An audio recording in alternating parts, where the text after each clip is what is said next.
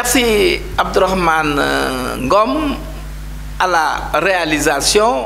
Donc on va relancer l'émission culturelle qui va traiter des arts, de la culture, du patrimoine, des industries culturelles et créatives, des sites et monuments historiques. En résumé, le patrimoine matériel et immatériel. Et cette grande émission culturelle de relance avec l'ITV, on a comme invité Bachir Dia. Bachir Dia, il est auteur, compositeur, musicien, chanteur également et claviste réputé. Il a eu à travailler avec John Seck, Kinelam, Serigne Mbaye Gueye disait la peste, avec de beaux tubes où Serigne Mbaye Gueye et Ablaye Mbaye et même Pape Djibiba ont joint leur voix pour sortir de très beaux morceaux. Et Bachir Dia également est membre du syndicat national des artistes et professionnels de la culture, SINAPROX, et il s'active beaucoup. Il a résidé au Burundi et il a fait beaucoup de choses au Burundi en termes de culture. Il est diplômé également en master international sur le management des arts et de la culture en Italie, et nous le félicitons parce qu'il y a quelques mois.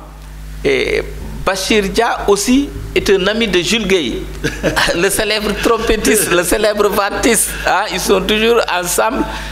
Et Bachir a participé avec son groupe à Africa Diaspora Festival, une participation artistique de haut niveau, hein, avec des musiciens talentueux, des musiciens africains qu'il a eu à former en termes de groupe, Jurba, où il y a de grandes chanteuses, une congolaise également. Bachir est claviste surtout.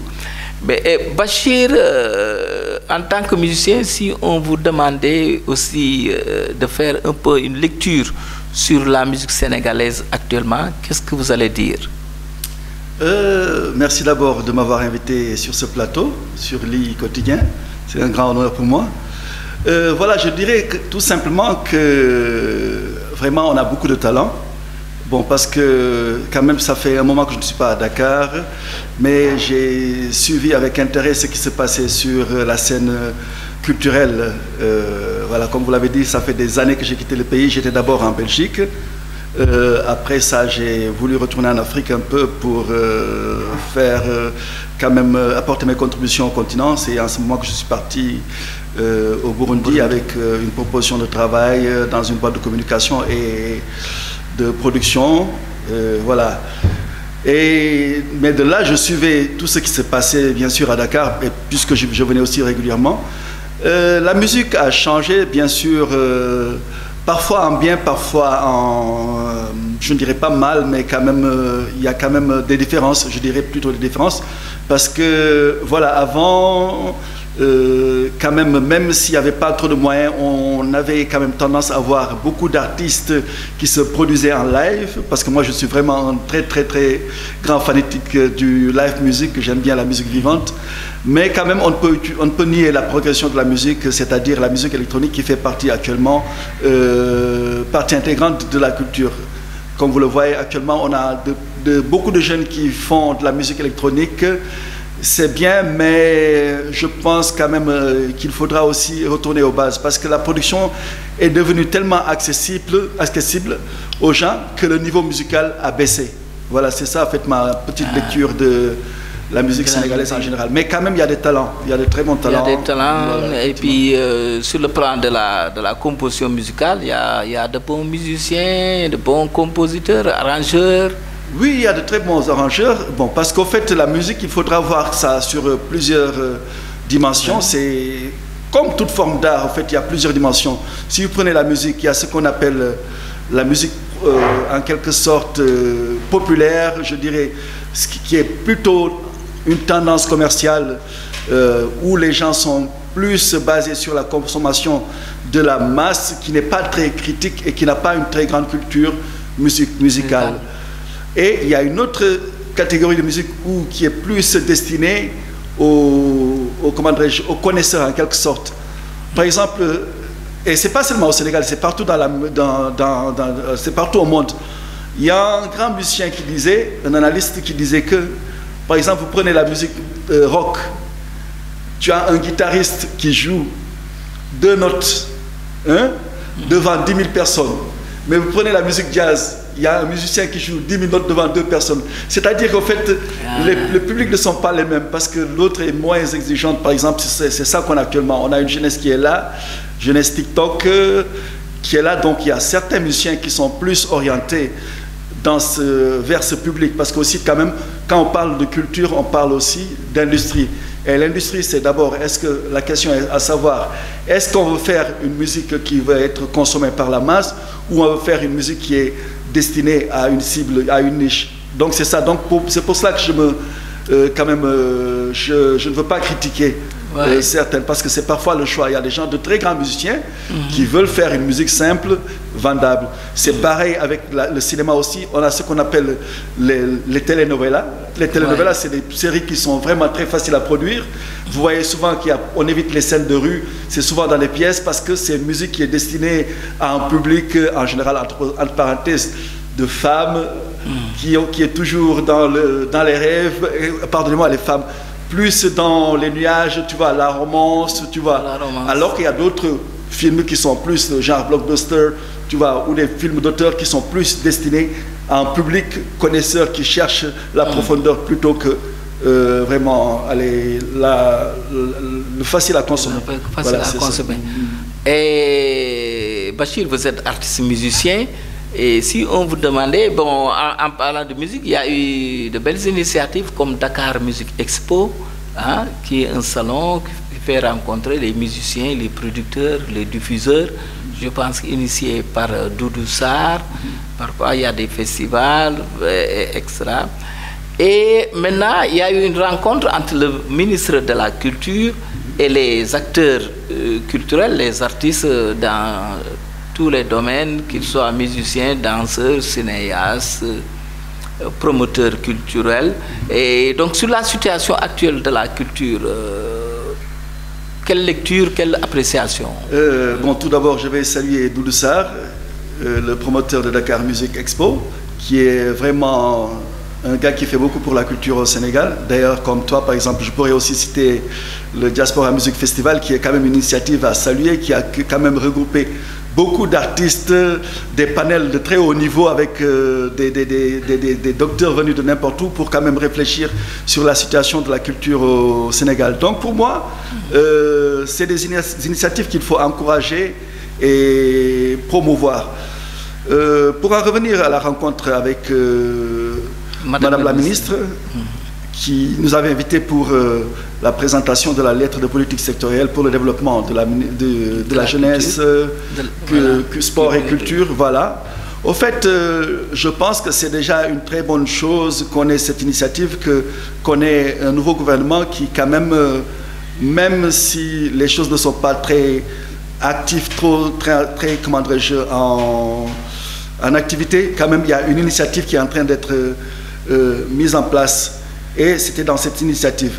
Bon, certains ont déploré le manque de consultation des acteurs culturels. Bon, mais d'après ce que la ministre a expliqué, ils sont basés sur l'existant et quelques acteurs culturels pour produire ce document qui était plutôt scientifique. Mais je pense que dans les entretiens à venir, que les secteurs seront davantage impliqués à la réflexion, parce que je pense que c'est vrai qu'on a besoin d'argent, mais avant tout, on a besoin de réformes systémiques au niveau du secteur culturel pour que le secteur puisse se développer.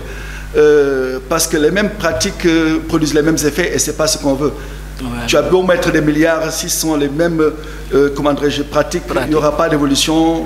Tu te retrouves à financer un artiste et voilà, le lendemain, il va te demander encore l'année suivante un budget. Mais le but est de réfléchir à trouver un cadre quand même, que ce soit institutionnel, juridique, économique, assez solide pour supporter les arts et la culture. Et pour cela, il y a beaucoup de points de réflexion. Il faut que quand même il y ait un travail intersectoriel entre le ministère de la Jeunesse, des Sports, de la Culture, avec l'éducation, avec le ministère de l'intégration africaine et des affaires étrangères, parce que moi je crois beaucoup en la diplomatie culturelle. Parce que c'est ce qui peut, comment dirais-je, relancer notre culture, parce que c'est bien de produire, mais quand même, après tout ou avant tout, les cultures, les arts, les produits artistiques doivent être vendus et exportés au même titre que les autres produits qu'on fabrique ici au Sénégal. Et pour cela, il faut quand même un travail de diplomatie, d'abord économique au niveau des ambassades, parce que quand même nos ambassades doivent avoir une mission économique et aussi culturelle pour pouvoir porter la culture sénégalaise en dehors des frontières. Donc je pense que c'est tous ces travaux qu'on devrait faire pour réformer vraiment profondément le secteur de la culture. Mais quand même nous saluons l'initiative de Madame la Ministre pour ces réformes. Et voilà, je vois aussi quand même il y a des réformes au niveau de l'organigramme. On a déjà ajouté un directeur de la culture, DG de la culture, monsieur Diatta, voilà, que je salue au passage. Et je pense que c'est déjà un poste stratégique qui permettra quand même au sein de ce ministère, qui est quand même un portefeuille assez large, d'avoir une direction principalement orientée aux problèmes de la culture et des acteurs culturels. Ça, c'est déjà une base, et je pense que le reste reste à venir. Oui, et vous avez parlé de diplomatie culturelle, c'est important pour que le marché, même des arts et de la culture, soit davantage élargi, existe, soit plus ou moins efficace, pour que les produits culturels de la Guinée, du Sénégal, etc., puissent circuler, et les acteurs culturels aussi puissent circuler. Et ça, c'est important. Et ça doit être porté par une diplomatie culturelle. J'espère que... Allez-y. Non, mais tout à fait, c'est ce que vous avez dit, au fait, parce que là, vous avez poussé la réflexion un peu plus loin, parce que là, vous pensez dans le cadre de la CEDEAO déjà. CEDEAO. Et même, bon, de ce qui en reste, et je pense que, j'espère aussi que, quand même, on trouvera des compromis avec les autres pays sortants, quand même, on pourrait trouver des cadres. Le nom n'est pas le plus important, c'est plutôt, ce qui est important, c'est de trouver un cadre de travail, que ça s'appelle CEDEAO ou notre nom. C'est de trouver des actions communes qu'on puisse mettre en œuvre entre ces différents pays, que ce soit au niveau de la culture, que ce soit au niveau de l'artisanat et tous ces secteurs. Parce que je pense qu'on a tous à gagner, que ce soit la Guinée, le Sénégal, qu'on puisse avoir des échanges d'abord au sein de ces pays, mais aussi que ça puisse partir dans d'autres horizons, que ce soit en Europe et d'autres pays. Que l'Afrique ne soit pas seulement un marché, mais aussi un acteur de l'économie, parce que c'est ça en fait, le problème qu'on a dans tous les domaines. L'Afrique est plus consommateur que producteur. Et voilà, je pense que c'est dans ce cadre qu'il faudra réfléchir et porter le combat. Et au niveau de la diplomatie, vous voyez par exemple les instituts français, ils sont partout et ils portent la culture française, que ce soit au niveau linguistique et que ce soit au niveau artistique. C'est ça leur mission. Mais bien sûr, ils intègrent quelques possibilités pour les jeunes créateurs qui sont peut-être là, le relais au niveau des populations, mais on devrait s'inspirer de ce modèle pour quand même créer un modèle plus approprié à notre culture, pour qu'on puisse vendre, exporter cette culture sénégalaise et africaine au-delà de nos frontières et du continent. Voilà. Et vous avez parlé tout à l'heure des réformes et puis de cadres juridiques, institutionnels, etc. On voit que la SODAV a des clauses, des articles qui ne favorisent pas vraiment une distribution efficiente des redevances des ayants droit. Qu'est-ce que tu en penses? Oui, effectivement, on en a parlé récemment même lors de la dernière Assemblée générale de la SODAV. On a parlé des manquements. C'est vrai que depuis 2008, il y a eu un changement, il y a eu la loi qui a été mise en place. Après ça, il y a eu la réforme qui a été actée, c'est-à-dire à travers la mise en place de la SODAV. la Société des droits d'auteur et droits voisins. Mais je pense que actuellement, il y a des réformes qu'on doit encore faire au niveau des statuts, parce que notamment au niveau de la gouvernance, parce que quand même, on est à l'heure où on prône la démocratie partout, dans tous les domaines, et les acteurs culturels ont toujours défendu, même les politiciens, pour que cette démocratie s'installe au sein de la sphère politique, du landerneau politique. Mais je pense aussi que ça devrait s'imposer à notre milieu aussi. Par exemple, on a déjà, je n'y reviendrai pas, mais juste une parenthèse, au niveau du choix du président du conseil d'administration, le système de vote, c'est quelque chose qu'il faut changer, parce qu'on ne peut pas à cette ère dire ok, on va choisir tant de sortants et laisser la majorité qu'on va choisir nous-mêmes. Et ce qui est sûr que cette majorité va voter pour nous lors des prochaines élections, ce qui ne va jamais apporter des changements. Le changement aussi, c'est bon, parce qu'il y a des jeunes qui sont là, qui ont peut-être d'autres idées qui peuvent réformer le secteur. On est en train de le voir un peu partout au niveau de la Fédération sénégalaise de football aussi. Il y a des jeunes qui sont là, qui veulent changer. Ouais, même si Augustin a vraiment quand même porté le football sénégalais très loin, parce que sous sa présidence, quand même, le Sénégal a pu gagner une Coupe d'Afrique. C'est déjà participer à la Coupe du Monde, c'est quelque chose à saluer. Mais quand même, à un moment, il faudra savoir dire j'arrête et je laisse la jeunesse ou d'autres jeunes ou d'autres personnes aussi apporter leur contribution dans cette entreprise. Je pense que c'est ce qu'il faudra faire. Au niveau aussi du statut de l'artiste, il y a aussi des pourparlers qui sont en train d'être faits, parce que quand même, je pense qu'il y a un très grand retard. Je disais la fois passée dans un chat au niveau d'un groupe Facebook, la culture profite à tout le monde, sauf aux acteurs culturels. Prenons, j'ai donné l'exemple du Grand Théâtre, de la SODAV et toutes ces institutions culturelles.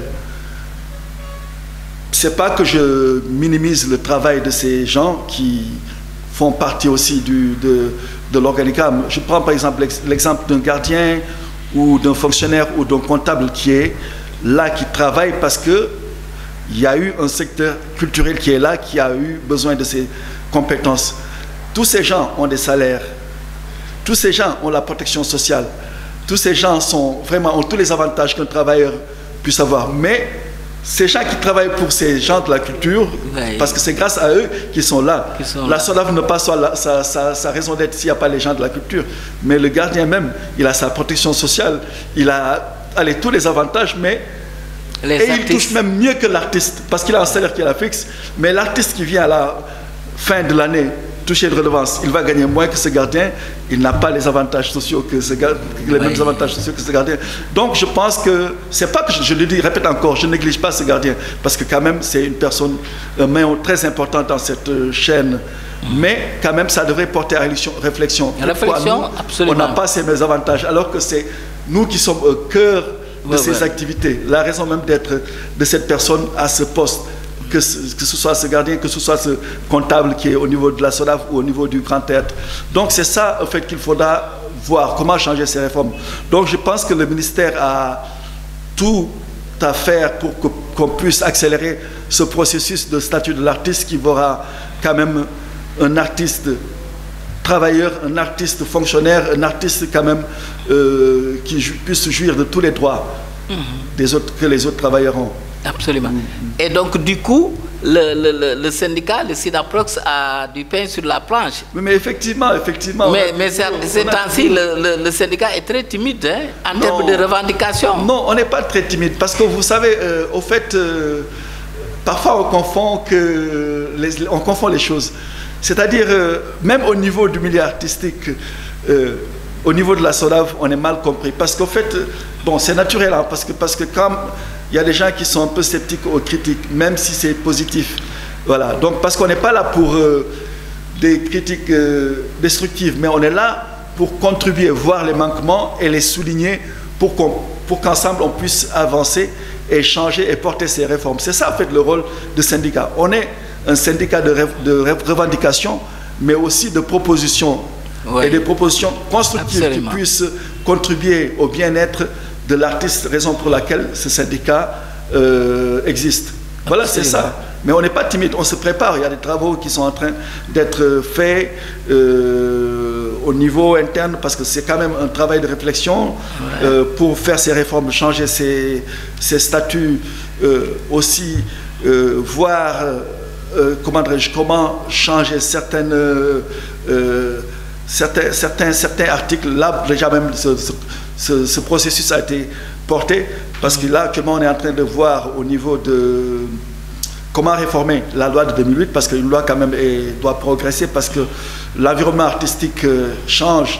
Actuellement, on parle du nouveau deal technologique. La technologie, ça fait partie intégrante de la culture. C'est des trucs qu'on doit intégrer au niveau de ces lois, au niveau aussi de... Le législateur doit prendre en considération absolument. Et les nouvelles technologies, ça pourra permettre aussi, comme ce sont les artistes qui donnent des contenus, que les artistes soient rétribués de manière conséquente sur les contenus qu'ils donnent aux plateformes technologiques, pour que ça puisse permettre à l'artiste de vivre de son art, de ses productions. Mais tout à fait, comme vous le dites, juste pour ajouter, parce que certains pensent que la technologie ou l'Internet est un défi pour les artistes. Non, moi je pense plutôt que c'est une opportunité qu'on devrait essayer de voir comment la saisir. C'est comme certaines personnes pensent que l'intelligence artificielle est quelque chose de mauvais qui va nous faire perdre du boulot. Non, c'est juste des outils qui sont là, qui peuvent être des assistants aux créateurs. Mais c'est pas ça en fait. Il ne faut pas avoir peur de la technologie. Il faut savoir se l'approprier. C'est ça en fait la clé. Voilà. Et ça c'est important. Et vous avez voulu lancer Dung Dung Festival pour valoriser davantage les percussions en Afrique. Oui, effectivement, on est en train de travailler sur le Dung Dung Festival, qui est un festival plus orienté sur les musiques percussives. Je dirais, je n'ai pas dit pour les percussions, mais les musiques percussives, c'est-à-dire toute musique où la percussion est au cœur de la création. Au fait, parce que je pense avant tout, on parle d'industrie, on vend ce que l'on a. Et qu'est-ce qu'on a en Afrique? C'est d'abord les percussions. Notre musique est vraiment très percussive. Et c'est cette influence qui s'est même portée, même si tu pars dans tous les continents. Tu pars par exemple en Amérique latine, la musique salsa, la base c'est la percussion africaine. Les candomblés, c'est des musiques de l'Angola, tu vois, des trucs comme ça. C'est ces musiques qu'ils ont intégrées et créé une fusion avec les harmonies portugaises, tu vois, qui ont créé cette musique salsa, ces harmonies espagnoles. Ils ont créé cette musique latine, que ce soit au Brésil, que ce soit à Cuba.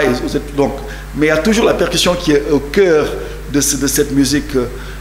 Mais aussi, on peut trouver ça dans les autres cultures, partout en Asie. Les percussions, c'est aussi symbole de la puissance, symbole de la guerre, en fait, voilà. Donc, en Afrique, on a ça, par exemple, pourquoi Dundun? Dundun, c'est ce qu'on appelle le tchoum. Mais dans le langage commun, on l'appelle le Dundun.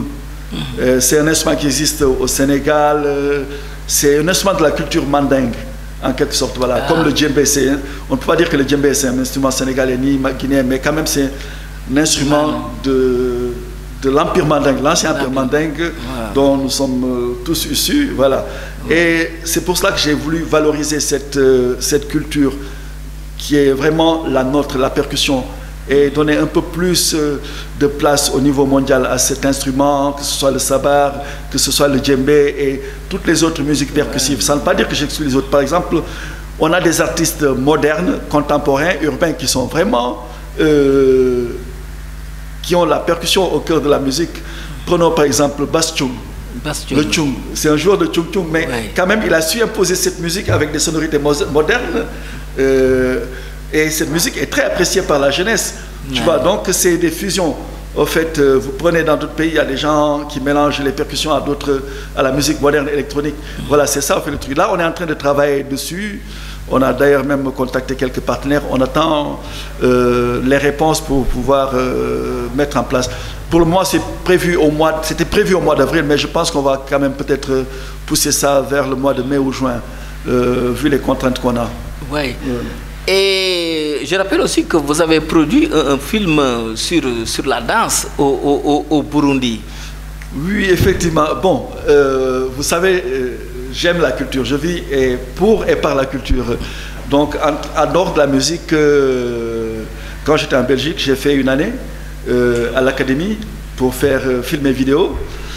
Après ça, j'ai eu aussi à faire des petites formations au Burundi, participer à des formations organisées par l'ambassade de France avec le CIFAP, qui est voilà, une structure en France qui donne des formations. Donc j'ai eu à faire 2 formations d'écriture de scénario, un scénario documentaire et l'autre scénario fiction.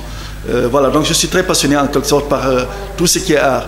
Et dans ce cadre, j'ai eu à faire un documentaire qui s'appelle Chant et danse dans les rites anciens au Burundi. Un peu c'est pour, vous voyez par exemple dans nos cultures, il y a les chants et les danses nous accompagnent à toute étape de notre vie. C'est-à-dire par exemple à la naissance, quand le bébé sort, il y a des chansons qui sont là, qu'on chante pour le bébé. Et le baptême, il y a des chansons qui sont là pour le bébé.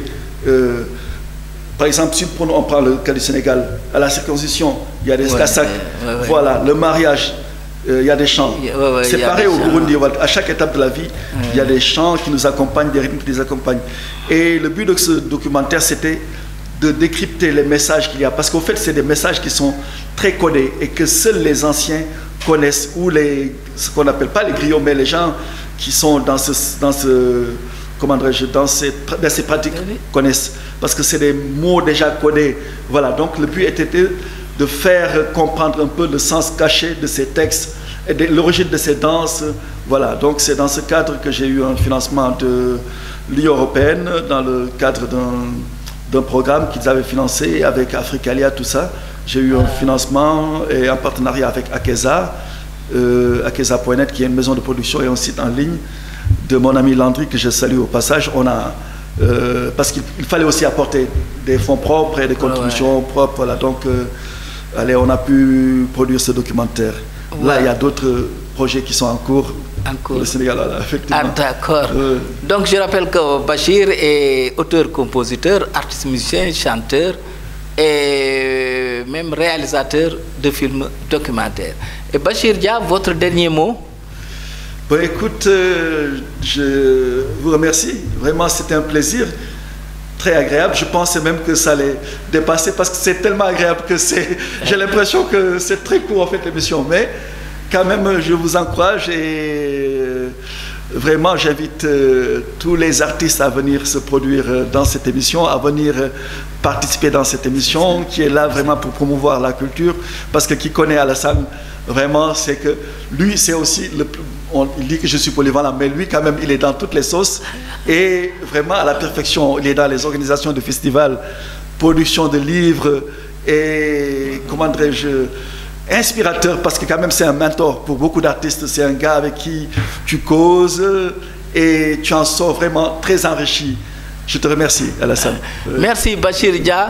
Et donc voilà, nous avons vraiment un bon invité. On a fait le tour d'horizon de la culture au Sénégal, même en Afrique et à travers le monde, surtout avec la diplomatie culturelle. Il a insisté sur la diplomatie culturelle, c'est extrêmement important. Parce qu'on se rappelle, quand le président Senghor sortait, il sortait avec l'ensemble lyrique traditionnel, avec des artistes praticiens comme Ibou Diouf, comme Bey Diop, et ça c'est extrêmement important.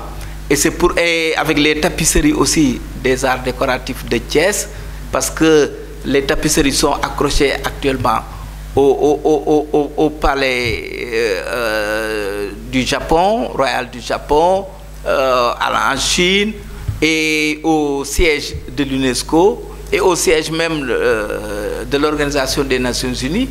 Et c'est ça qui fait promouvoir, vendre la culture sénégalaise. Et ça aussi, c'est des actes de la diplomatie culturelle. C'est extrêmement important que Bachir revienne sur la diplomatie culturelle, parce que depuis le départ de Senghor, donc la diplomatie culturelle a traîné les pieds et il faut maintenant revoir ça pour que le Sénégal puisse prendre l'initiative historique. Merci beaucoup Bachir et à bientôt, à la semaine prochaine pour une autre émission de l'e-culture. Merci Bachir Dia. Merci. Et merci à nos amis Jules Gueye, Guy Sepen, Fallou Dien, Sidi Samb, entre autres. Et on rappelle que Sidi Samb, l'héritier de sa maman Darombey, va rendre un grand hommage, spectacle hommage à Sorano, à sa maman Darombey, et en présence de sa maman Darombey, native de Niambour à Louga, et qui a fait les beaux jours de Sorano. Merci Abdourahmane Ngom pour la réalisation.